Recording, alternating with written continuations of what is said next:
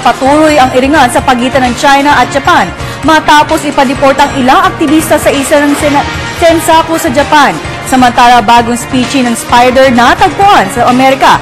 Yan ang balitang hatid ni Dennis Cortez.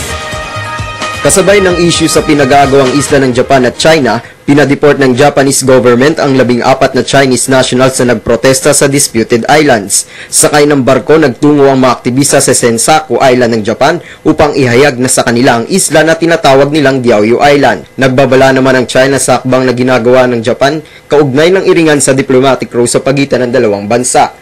Ito na ang kauna-unahang insidente na nagkaroon ng non-Japanese nationals matapos makontrol ng Japan ang nasabing isla noong 2004. Samantala sa South Africa, pinaiimbestigahan ngayon ni South African President Jacob Zuma ang pamamaril sa 34 na katao sa isang platinum mine sa northeast na bahagi ng bansa. Ayon sa ulat, pinaulanan umano ng bala ang mga nagpoprotestang minero ng mga pulis. Tiniyak naman ng opisyal na dapat may managot sa nasabing pamamaril.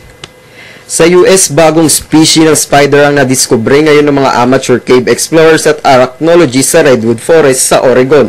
Ang bagong diskubring uri ng gagamba ay pinangalan ng Tragloraptor or cave robber.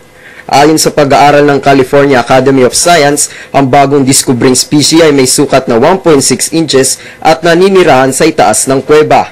Ayon sa eksperto, kakaiba ang galamay ng gagamba na pinaniniwala ang kapamilya ng goblin spiders. Para sa Telebisyon ng Bayan, Dennis Cortez.